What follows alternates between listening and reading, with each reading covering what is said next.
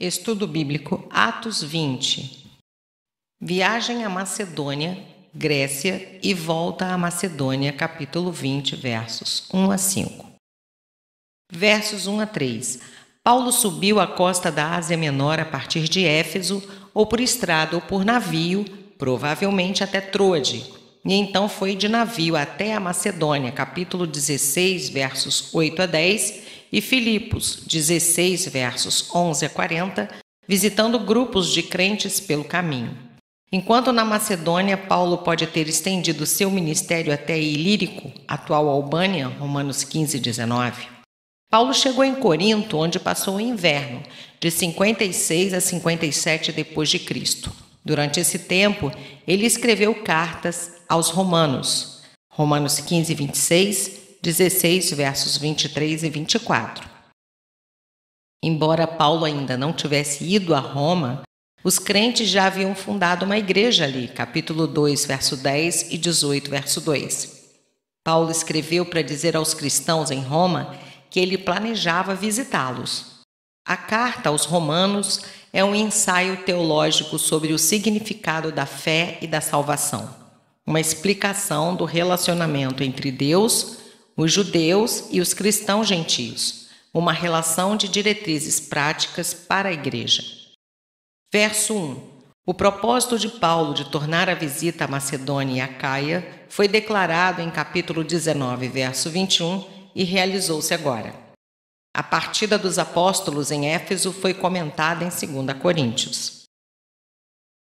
Quando ele chegou em Troade, uma grande oportunidade de pregar o evangelho apresentou-se-lhe, mas sua preocupação com os problemas da igreja em Corinto não lhe deu liberdade de espírito para aproveitá-la. Antes disso, Paulo enviou Tito a Corinto para resolver os sérios problemas entre os crentes de lá, e ele esperava encontrar o seu companheiro de trabalho em Troade. Não tendo Tito aparecido conforme o combinado, Paulo ficou preocupado e por isso ele partiu de Troade e dirigiu-se para a Macedônia ao encontro do seu ajudante, 2 Coríntios 2, versos 12 e 13.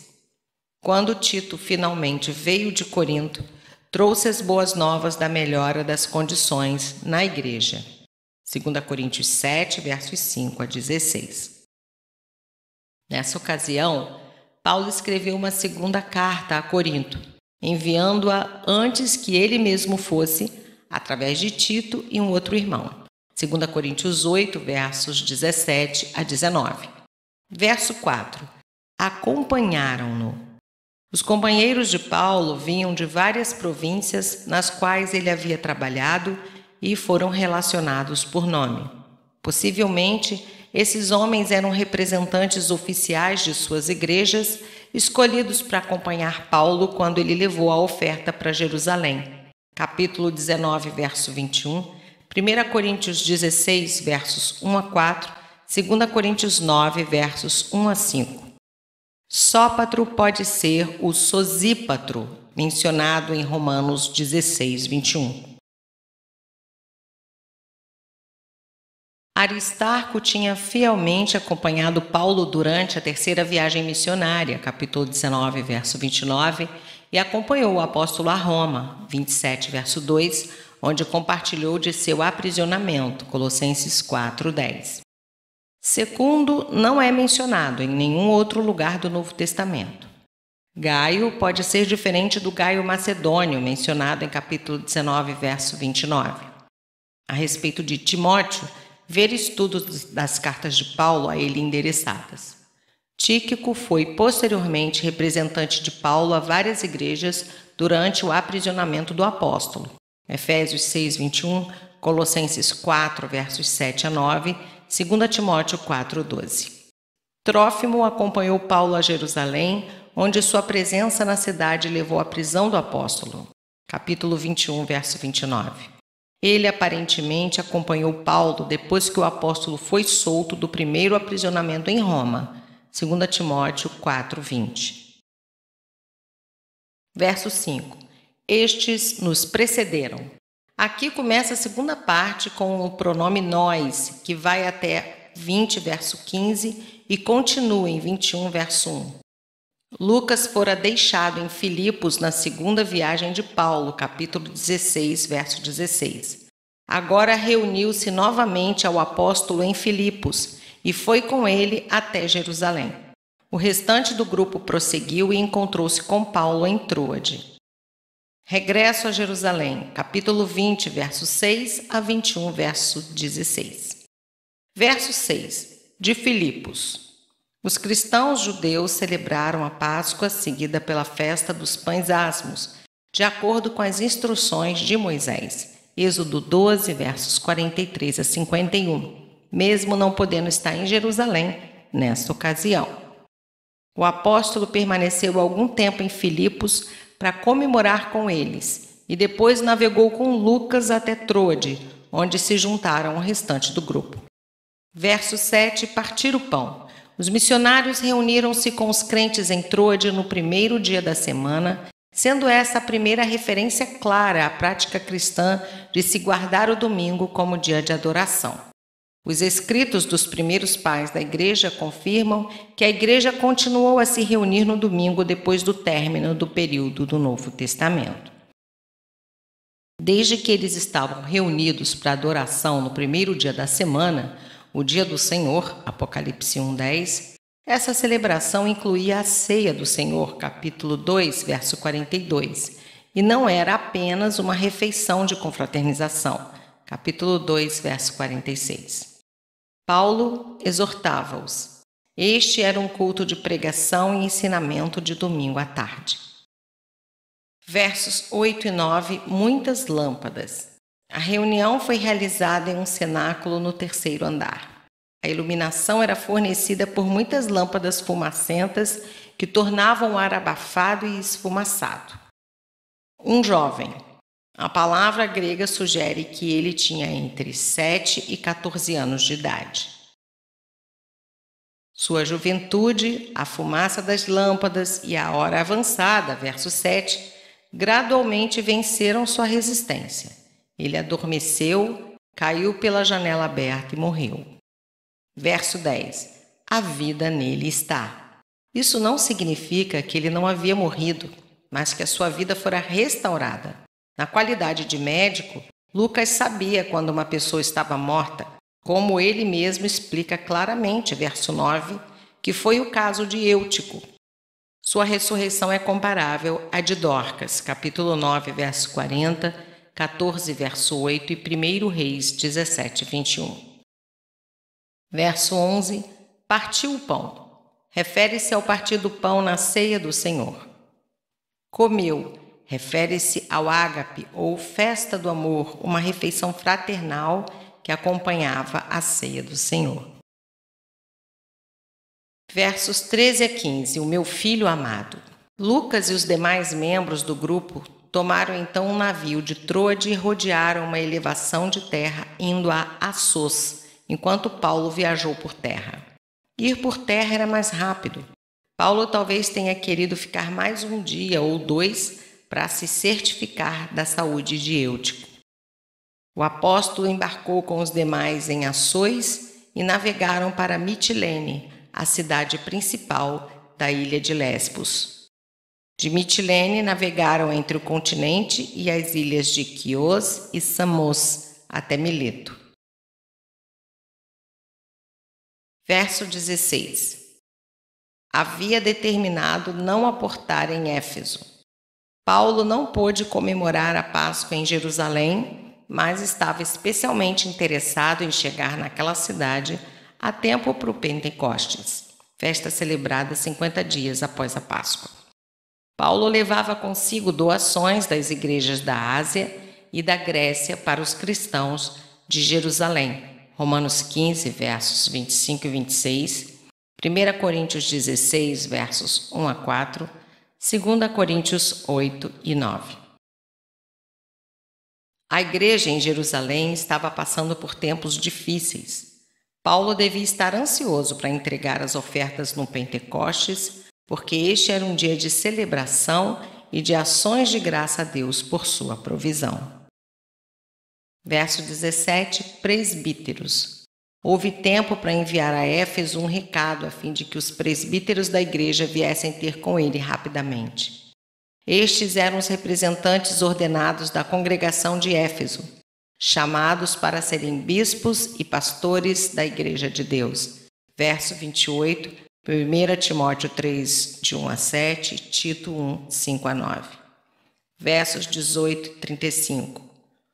O sermão de Paulo aos presbíteros de Éfeso é grandemente significativo porque reflete a simplicidade da organização da igreja primitiva. Lucas chama os líderes de Éfeso de anciãos ou presbíteros, verso 17, enquanto Paulo os chama de bispos, verso 28. Essa palavra é episcopoi, traduzido para bispos, Filipenses 1, 1 Timóteo 3, versos 1 e 2, Tito 1, verso 7. Presbítero tem antecedentes judeus, enquanto bispo tem antecedentes gregos. Está claro que os dois termos designam o mesmo cargo de presbítero-bispo. Só muito tempo depois, o bispo se tornou um líder distinto dos presbíteros. Paulo resumiu o seu ministério em Éfeso, falando de testemunhar o evangelho da graça de Deus, verso 24, pregando o reino, verso 25, duas frases que aqui são sinônimas e intercambiáveis. Normalmente, no livro de Atos, o reino de Deus se refere ao escatológico reino da salvação, capítulo 14, verso 22. Mas, nesta passagem, o reino é o resumo de toda a mensagem de Paulo em Éfeso e se refere às bênçãos presentes da redenção em Cristo. Verso 19. Com lágrimas. Paulo, em muitas ocasiões, menciona que servia ao Senhor com lágrimas, verso 31, 2 Coríntios 2, 4, Filipenses 3, 18. Nesse discurso, diante dos anciãos de Éfeso, Paulo refere-se à admoestação que, com lágrimas, lhes dirigiu durante 3 anos, verso 31. As lágrimas não resultaram de fraqueza, pelo contrário, Paulo via a condição perdida da raça humana, a maldade do pecado, a distorção do evangelho e o perigo de rejeitar o Senhor como coisas tão graves que sua pregação era frequentemente acompanhada de lágrimas. Marcos 9, 24, Lucas 19, 41. Verso 20. Jamais deixando de vos anunciar. O ensinamento de Paulo durante a estadia de 3 anos, verso 31, em Éfeso, foi extensivo, incluindo discursos públicos na sinagoga e na escola de Tirano, capítulo 19, versos 8 a 10, assim como instrução mais particular nas casas. O pregador fiel entregará a verdade plena por amor ao rebanho, Gálatas 1, versos 6 a 10 e 2 Timóteo 4, versos 1 a 5. Verso 21, arrependimento, fé. Elementos essenciais do Evangelho. Tanto judeus como gentios devem vir a Deus da mesma maneira, em arrependimento pelo pecado. Capítulo 26, verso 20, Lucas 24, 47. E fé em Jesus Cristo. Verso 22. Constrangido em meu espírito. O profundo senso de dever de Paulo para com o mestre que o havia redimido e chamado para o serviço lhe impunha a obrigação, apesar das ameaças de perigos e tribulações. Verso 23. Verso 23. O Espírito Santo me revela. A revelação do Espírito Santo a Paulo de que prisões e tribulações o esperavam provavelmente veio-lhe através dos profetas nas igrejas por onde ele ia passando. Capítulo 21, versos 1 a 14, 1 Coríntios 12, verso 10. Verso 24. Carreira, ministério. A preocupação principal de Paulo não era preservar sua própria vida. O mais importante para ele era cumprir o ministério para o qual Deus o chamara. Fosse qual fosse o fim em vista, mesmo em se tratando do sacrifício da sua vida, ele com alegria iria até o fim da sua carreira com essa confiança. Cristo será, tanto agora como sempre, engrandecido no meu corpo, seja pela vida, seja pela morte. Filipenses 1:20. A viagem para Jerusalém faz parte da conclusão da sua carreira, 2 Timóteo 4:7. Testemunhar o Evangelho da Graça equivale a pregar o reino de Deus, verso 25. Verso 25. Não vereis mais o meu rosto.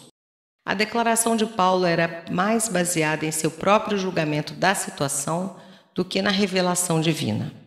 Por causa das contínuas conspirações contra sua vida pelos judeus, verso 3, a revelação divina de que cadeias e tribulações esperavam por ele, verso 23, e sua própria intenção de enfocar seu futuro, ministério no Mediterrâneo Ocidental, Romanos 15, de 23 a 29, Paulo considerava provável que estivesse vendo os presbíteros de Éfeso pela última vez.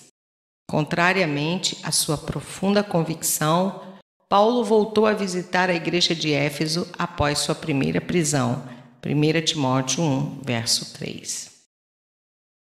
Verso 26. Eu vos protesto, estou limpo do sangue de todos. Fica claro que na igreja de Éfeso houve detratores do apóstolo que minavam sua integridade. A palavra sangue é empregada normalmente no sentido de derramamento de sangue, ou seja, o crime de provocar a morte de alguma pessoa. Capítulo 5, verso 28, Mateus 23, 35, 27, verso 25.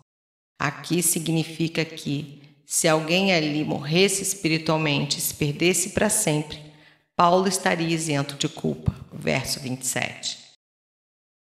Verso 27. Todo o desígnio de Deus. Todo o plano e propósito de Deus para a salvação do ser humano nos mínimos detalhes, culminando em seu Filho Jesus Cristo. Paulo não suprimiu nenhuma das verdades do Evangelho, mas pregou o Evangelho completo a judeus e gentios. Ele sempre usava tato e discrição, mas nunca comprometeu as boas novas. Paulo condenou veementemente aqueles que adulteravam a verdade da Escritura.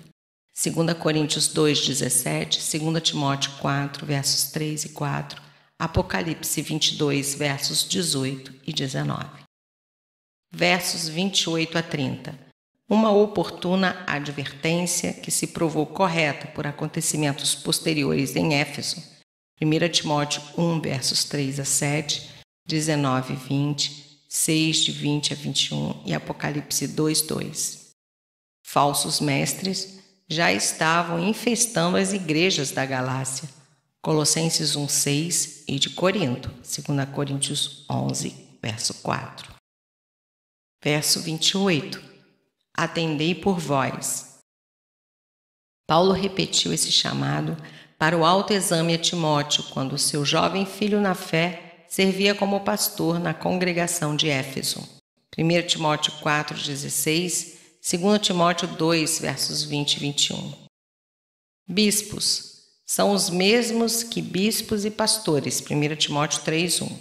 A palavra enfatiza a responsabilidade dos líderes de vigiarem e protegerem suas congregações. Uso apropriado no contexto de advertência contra falsos mestres.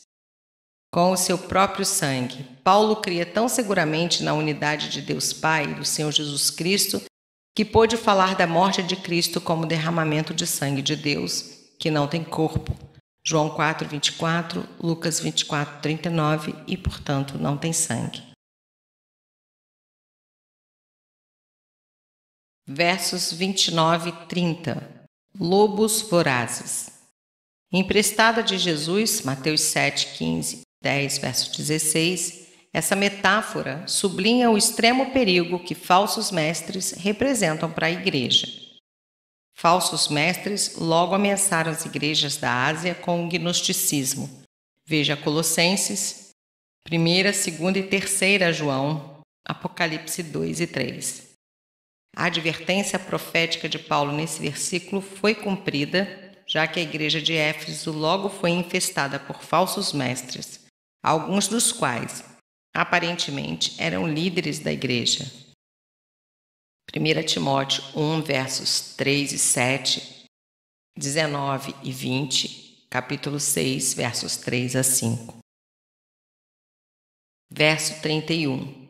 O trabalho do pastor é, primeiro, vigiar, 1 Pedro 5, 8. Segundo, admoestar, 1 Tessalonicenses 5, verso 12. Terceiro, expor a palavra para edificar, verso 32, 1 Timóteo 4, verso 6. Verso 32. Encomendo-vos.